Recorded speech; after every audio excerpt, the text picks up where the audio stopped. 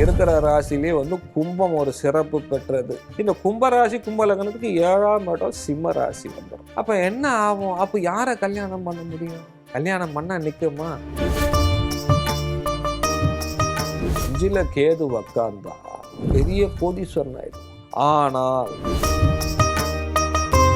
கேது தான் குல தெய்வத்துக்கே வந்து காரகமாவது. அந்த கேதுவுடைய வழிபாடு பண்ணும்போது இஷ்ட தெய்வம் மாதிரி கஷ்ட தெய்வம் ஏதாவது இருக்கா சார்? ஆமா இருக்கா சார்? அது எங்க இருக்குதுன்னு கேட்டா, இப்ப முதல்வரா இருக்கிறாரு விஜய், அவருக்கு நீச்சபங்க ராஜயோகம், அவருக்கு எல்லாமே கொடுத்துரு, எல்லாம் கொடுத்துட்டு 99% கொடுத்துட்டு 1% நிக்க வச்சுது, ஒரு புள்ளி வச்சுது. குடும்பத்துல வந்து இழப்புகள் அடிக்கடிக்கு ஏதாவது விபத்து இழப்பு இதெல்லாம் வந்து ஏற்படும். அந்த குடும்பத்துல வந்து வளர்ச்சி கொடுக்காது, இதெல்லாம் பண்ணும். இதுக்கு பண்ண சொல்ல முக்காவாசி கேது வந்து லக்னத்துல இருந்தாலும் 2ஆம் இடத்துல இருந்தாலும் 5ஆம் இடம் பூர்வ புண்ணியத்துல இருந்தாலும் இவங்களுக்கு இந்த பாதிப்பை கொடுக்குது. கொடுக்கும்போது யோகத்தையும் கொடுக்கும். 5ல கேது உக்காந்தா பெரிய கோடீஸ்வரன் ஆயிடுவான். ஆனால் அவனுடைய ஊர்லயே அவன் இருக்க முடியாது, வெளியூர் போகணும். ஆனால் வந்து இவர் எல்லாம் வசதி வாய்ப்பு எல்லாம் இருந்தாலும் இவர்களுக்கு நிம்மதி இருக்காது, மனநோய் ஏற்படும். இது வந்து அவர் அனுபவத்துல தெரியும். அதே மாதிரி குடும்பத்துல அப்போ வந்து இந்த கேது தான் குல தெய்வத்துக்கே வந்து காரகமாவது. இந்த கேது கிரகம் தான். அந்த கேதுவுடைய வழிபாடு பண்ணும்போது இந்த குடும்பத்துல தொடர்ந்து பிரச்சனை, அதுக்கு என்ன வழிபாடு? ஜீவ சமாதி அங்க போயிட்டு வணங்கும் போது. 2வது வந்து மனநிலை பாதிக்கப்பட்டவங்க ரொம்ப இதுவா இருக்கிறாங்க, அவங்களுக்கு ஒண்ணுமே தெரியாது, அவங்களுக்கு நம்ம உணவு கொடுக்கும் போதும் அவங்களுக்கு உதவி பண்ணும் போதும் இந்த கேதுவுடைய பாதிப்பு நீங்கும், குல தெய்வத்துடைய அருள் கிடைக்கும். அப்படி கிடைக்கும் போது அந்த குடும்பத்துல ஏற்படுற அடுத்த தலைமுறையில் இருக்கிறவங்களுக்கும் சிறப்பு கிடைக்கும். இதை வந்து இஷ்ட தெய்வமும் கொடுக்காது. இந்த இது செயல்பாடு இஷ்ட தெய்வம் நம்ம எந்த தெய்வத்தை வேணாலும் கொடுக்காது, அது குல தெய்வத்துடைய அருள் கொடுக்கும். சித்தர்கள் ஜீவ சமாதி அடைந்த சித்தர்களுடைய அருளால் வந்து இவங்க வாழ்க்கை சிறப்பு கொடுக்கும், வேற எதுவும் நிற்காது. ஏன்னா கேது என்பது கர்மம், ஒருத்தன் செய்த வினையின் பலன். சனி எல்லாம் சொல்லுவாங்க, சனி கிரகம் ரொம்ப இதுன்னு, சனியோட அதிகமாக கொடுக்கறது கேது தான் கொடுக்கும். ஏன்னா ஞானம் என்பது எப்படி கிடைக்குதுன்னு கேட்டா, ஒருத்தன் படுகின்ற துன்பம், வாழ்க்கையில ஏற்படுற கஷ்டம், இதுதான் ஞானம், வேற எங்கேயும் இல்லை. ஞானத்தை எங்க தேடினா கேது தான் ஞானம். அதனால்தான் அந்த கிரகம் அவர் சொல்ல யார் என்பது உலகம் என்பதெல்லாம் காமிச்சு கொடுத்துரும் கேது. திருமண தடைகள் நீங்க நிறைய பேர் இப்போ சந்திக்கிற பிரச்சனை இது. திருமண தடை நீங்க எந்த நட்சத்திரத்தை அன்னைக்கு குலதெய்வத்தை வழிபடலாம்? இப்போ திருமண தடை ஒரு ராசிக்கு லக்னத்துக்கு 7வது வீட்டுக்காரன், இந்த 12 இதுலையும் 7 எந்த லக்னம் விழுந்தாலும் அதுக்கு 7ஆம் இடம், அதுதான் மனைவி. மனைவி அமைவது, துணை அமைவதுன்ட்டாங்க. அதாவது ஒரு வாழ்க்கை, ஒரு மனிதனுடைய வாழ்க்கையின் மறுபக்கம், ஒரு வாழ்க்கையின் சிறப்பு, இதெல்லாம் வந்து திருமணம் இங்கே தான் இருக்குது. இதுக்கு யார் காரகன்?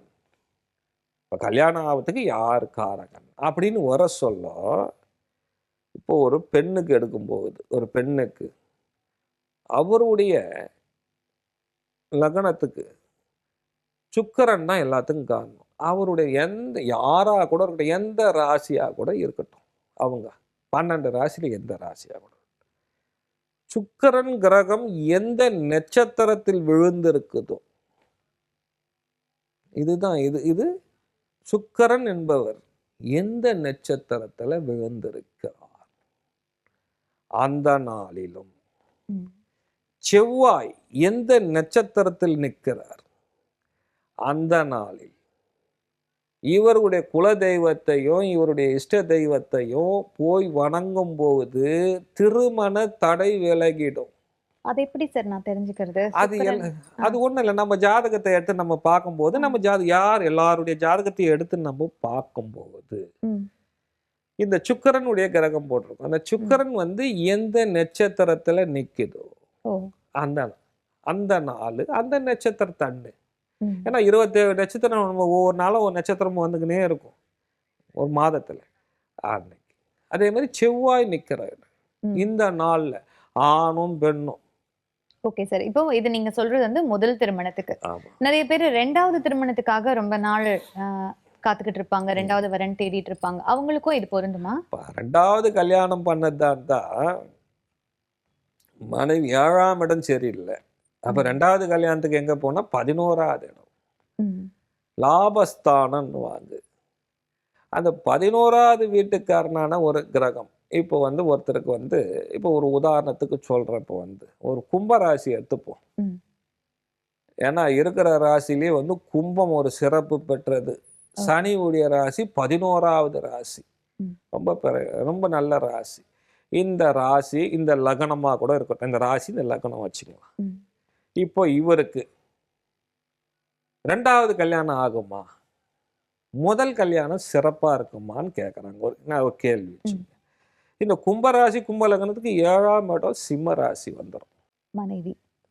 மனைவி சிம்ம ராசி, இது சனி ராசி. அப்ப 7ஆம் இடம் சரி வருமா? கும்பராசிக்கு 7ஆம் இடம் சரி வராது. அப்ப என்ன ஆகும்? அப்ப யார கல்யாணம் பண்ண முடியும்? கல்யாணம் பண்ணா நிக்குமா? கஷ்டம். வாழ்வாங்க, பிரச்சனை இருக்காது, வாழ்வாங்க. ஆனா வந்து அது ஒரு பற்றில்லாத வாழ்க்கையாவே போகும். ஆனா இவங்களுக்கு 2வது கல்யாணம் பண்ண சொல்ல சிறப்பாயிடும். எப்படின்னு கேட்கணும். ஏன்னா இவங்க 2வது திருமணம் நல்லா இருக்குமான்னு கேட்க சொல்ல நல்லா இருக்கும். ஏன் நல்லா இருக்கும்? இவங்களுக்கு 11வது ராசி யாருன்னு கேட்டா தனுர் ராசி வரும். அது குரு ராசி. இவங்களுக்கு 2வது ராசியும் குருவுடைய ராசி. அப்போ இவங்களுக்கு 2வது திருமணம் நல்லா இருக்கும். ஆனால் இவர்களுடைய விதி இவங்களுக்கு 2வது திருமணம் நடக்காது. முதல் திருமணத்தோட வாழ்வார்கள். ஏனென்றால் ஏன் சொல்றேன்னா, இந்த கும்பராசிக்கு கர்மா எங்க இருக்குதுன்னா 7ஆம் இடத்துல இருக்கும். அப்போ வந்து முதல் மனைவி கூட இவர் வாழ்ந்தாகணுன்றது இவருடைய விதி. இது மாறாது. கும்பராசிக்காரங்க கொஞ்சம் அட்ஜஸ்ட் பண்ணி கஷ்டப்பட்டு முதல் மனைவியோட வாழ்ந்துடணும். இல்லைன்னா காலம் பூரா அப்படி சிங்களாவே இருக்க வேண்டியது. பிறவி அதாவது அந்த இது வரைக்கும் அனுபவிச்சுக்கிட்டு தான் இருக்கணும். சார், அடுத்து கல்யாணம் ஆகி ரொம்ப நாள் பிரிஞ்சிருக்கிறாங்கல்ல தம்பதிகள், அவங்க என்ன பண்ணலாம் சார்? குலதெய்வ இப்போ வந்து கல்யாணம் ஆயிட்டு இருக்குது. ஒருத்தருக்கு யாரா கூட இருக்கட்டும், எந்த ராசியா கூட இருக்கட்டும், 2ஆம் இடத்துல அவங்களுடைய லக்னமோ ராசிக்கு 2ஆம் இடத்துல கேது இருந்தாலும், எந்த மற்ற கிரகம் இருந்தா கூட ஒன்றும் பண்ண, கேது இருந்ததுனால் அவங்களுக்கு பிரிவினையை கொடுக்கும், வாழ்க்கையில இன்பம் கொடுக்காது. எல்லாம் இருந்தாலும் அனுபவிச்சுக்கிற யோகம் இல்லை. அவங்க வந்து ஒரு சன்னியாசி மாதிரி தான் வரும். இது 12 ராசிக்கும் இருக்குது. இது ஒன்றும் மாற்றம் இல்லை. எல்லாரும் நல்லா இருக்கு. பரிகாரம் மாதிரி ஏதாவது? அப்போ பரிகாரம், அப்ப அவங்களுக்கு என்ன பரிகாரம் பண்ணணும்னா, அவங்களுக்கு வந்து வயதானவர்கள் ரொம்ப முதியோரா இருக்கிறவங்களுக்கு வந்து அவங்கள வந்து இந்த பாத்துக்கிற ஆசிரமெல்லாம் இருக்குது பாருங்க, அங்க வந்து நிதி உதவி ஏதாவது கொடுக்கணும். 2வது வந்து பசுமாடு இருக்குது பாருங்க, அதை வந்து தானமா கொடுக்கணும். இல்லைன்னா கோசாலை இருக்கும், அங்க வந்து அந்த பசுமாட்டுக்கு தீனி கொடுக்கணும்.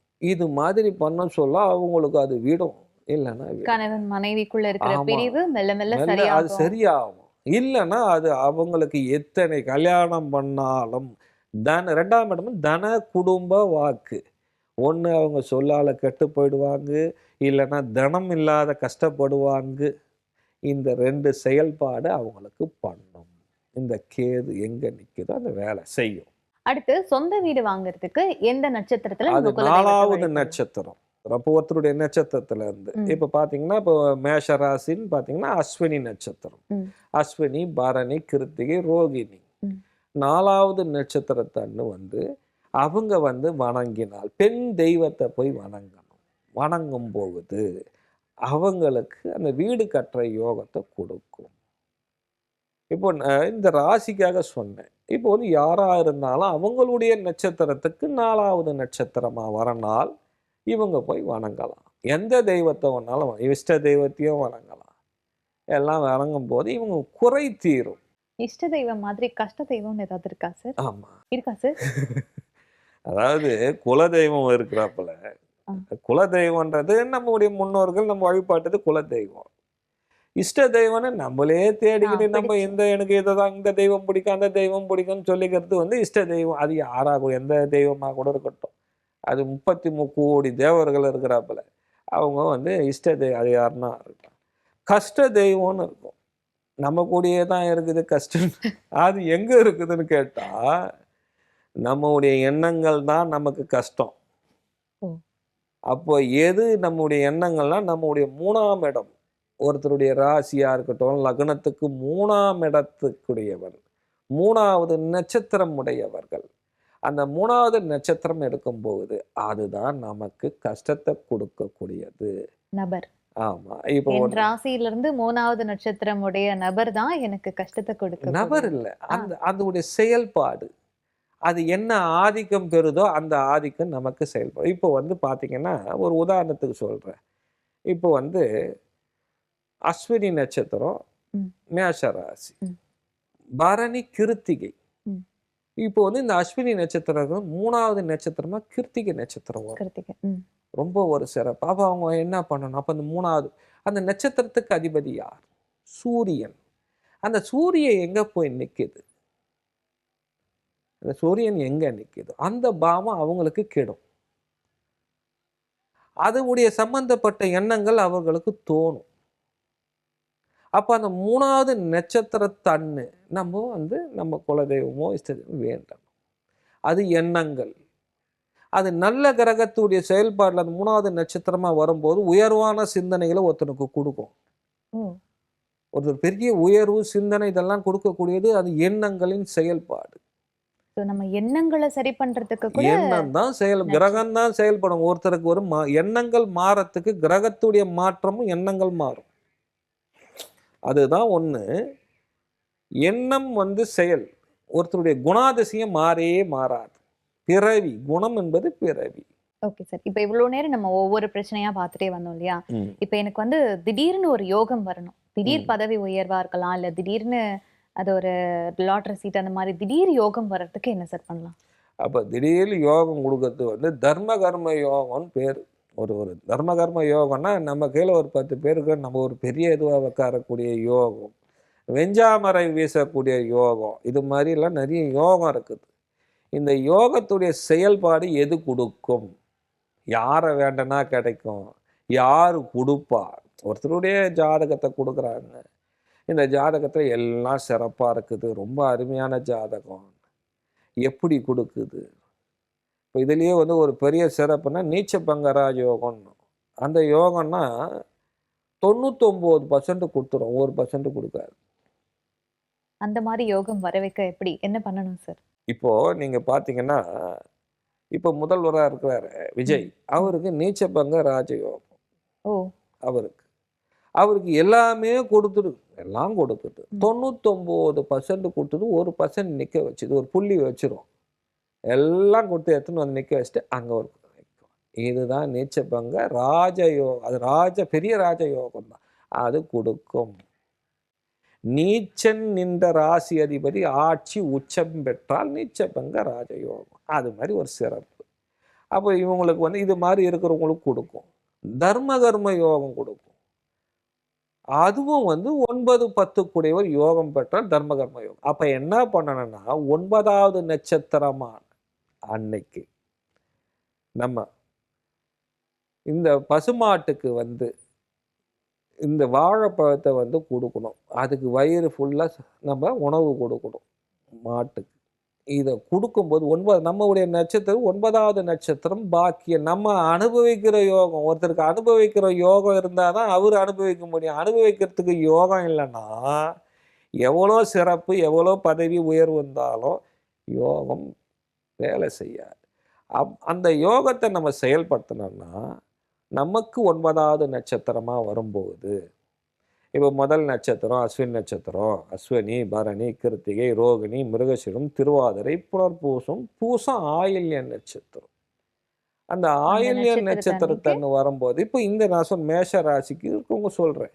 இப்போ உங்க நட்சத்திரம் எடுத்துக்கினீங்கன்னா, நீங்க அதுல இருந்து நீங்க 9வது நட்சத்திரம் கணக்கு பண்ணி அந்த அன்னைக்கு அந்த நாள் அந்த நட்சத்திரத்துக்கு அதிபதி யாரு, அந்த கிரகத்துடைய பலன் என்ன, அன்னைக்கு வந்து நம்ம இந்த இந்த மாடுக்கு எந்த ஜீவராசியை வளர்க்குறோமோ அதுங்களுக்கு நம்ம உணவு கொடுக்கும் போது, இப்போ ஒரு வெள்ளத்தை கொடுக்கும் போது குலதெய்வ கோயிலுக்கு வெள்ளம் எடுத்துக்கிட்டு போய் கொடுக்கணும்.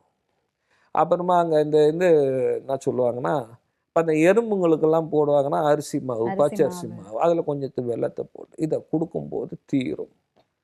இதுதான் நம்மளோட குலதெய்வத்துக்கிட்ட நம்மளுடைய என்னென்ன தேவைக்கு என்னென்ன நட்சத்திரத்துல போய் எந்த மாதிரியான பலன்கள் பெறலாம் அப்படின்னு அனுகிரக ஜோதிடர் செந்தில் அவர்கள் கிட்ட இவ்வளவு நேரம் நம்ம விரிவா கேட்டு தெரிஞ்சுக்கிட்டோம். இன்னும் நிறைய தகவல்களை அடுத்தடுத்த வீடியோல பார்க்கலாம்.